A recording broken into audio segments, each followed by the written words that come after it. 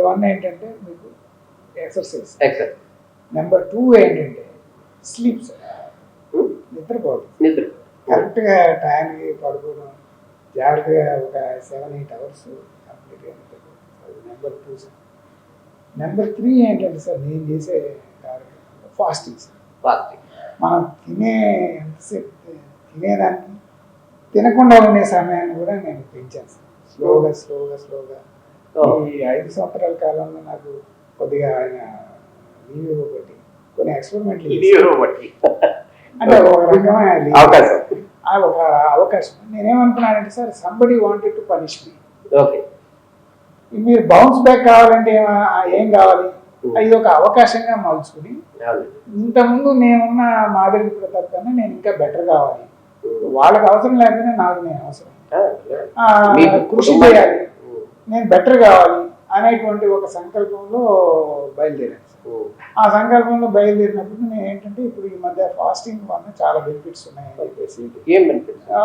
చాలా బెనిఫిట్స్ ఉంటాయి సార్. నిదర్శనం అదే అదే మీకు చెప్తున్నా. సో ఉన్నాయని చెప్పేసి మీకు ఇంటర్నెట్ నిండా సైంటిఫిక్ లిటరేచర్ అవన్నీ వస్తున్నాయి సార్. 2016-17లో నోబెల్ ప్రైజ్ వచ్చింది సార్. ఒషినోరి ఒకసుమి అని చెప్పేసి జాపనీస్ సైంటిస్ట్. అతనికి ఫాస్టింగ్ బెనిఫిట్స్ ఏంటి అనే దానిపైన అతను రీసెర్చ్ చేసినందుకు అతనికి నోబెల్ ప్రైజ్ ఇచ్చారు. అంటే మన 2016 దాకా మనకు తెలియదు కదా దాని బెనిఫిట్స్ ఏంటి. దాని ఏంటంటే ఆటోఫేజీ అని ఒకటి కనుక్కున్నాడు సార్.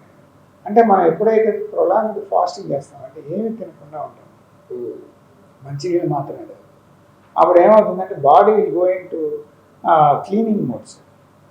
అంటే క్లీనింగ్ మోడ్ అంటే చెత్త చెదరం మన మున్సిపాలిటీ వాళ్ళు ట్రాఫిక్ క్లీన్ చేసినట్టు బాడీ కూడా ఈ మిస్ఫోల్డెడ్ ప్రోటీన్స్ అని కొన్ని క్యాన్సరస్ ప్రోటీన్స్ అని వాటన్నిటిని క్లీన్ చేసేస్తారు బాడీ. సో మీరు ఇంజన్ క్లీన్ చేసినట్టు అంత క్లీన్ చేస్తారు. అందుకని మీకు ఏంటంటే కొద్దిగా ఇప్పుడు నా మొహం చూస్తే ఏంటంటే నాట్ ఓన్లీ గ్లో ఉంటుంది సార్, దాని తర్వాత కొద్దిగా యూత్ లుక్ చాలా. దట్ ఈస్ ప్రధానమైన కారణం ఏంటంటే ఫాస్ట్